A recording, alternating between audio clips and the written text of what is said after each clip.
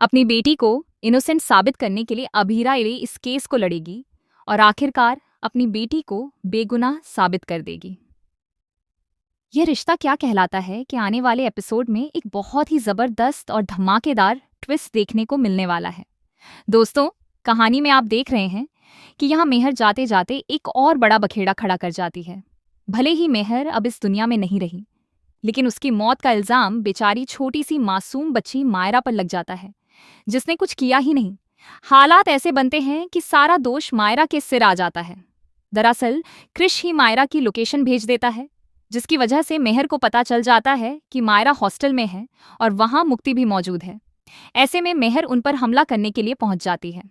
जब मायरा उसे मर्डरर कहती है और कहती है कि उसे सजा मिलनी चाहिए, तब मेहर का खतरनाक और साइको रूप सामने आता है। वह किसी भी हद तक जाने को तैयार रहती है। मेहर पहले ही मुक्ति के माता पिता की जान ले चुकी होती है और उसके बाद बच्चों को नुकसान पहुंचाने की कोशिश करती है।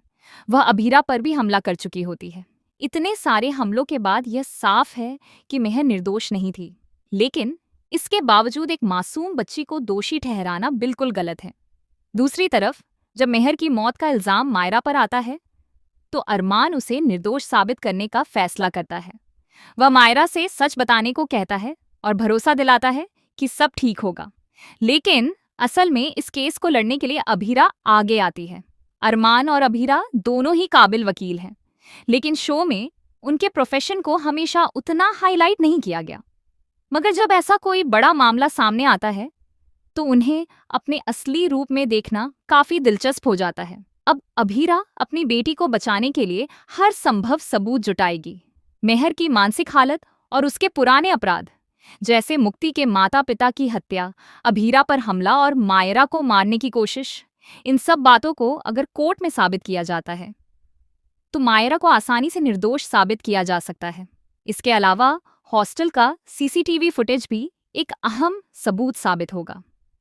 इसी फुटेज के जरिए यह सामने आएगा कि मेहर खुद मायरा पर हमला कर रही थी और मायरा सिर्फ अपनी जान बचाने की कोशिश कर रही थी। इसी दौरान मेहर गिरती है और उसकी मौत हो जाती है। ऐसे में मायरा को दोषी ठहराना पूरी तरह गलत है। जब अभीरा यह सब सच सबके सामने साबित कर देगी, तो पूरा पोदार परिवार मान जाएगा कि अभीरा एक बेहतरीन मां है और उस पर शक करना गलत था। लेकिन कहानी में अभी एक और बड़ा राज बाकी है।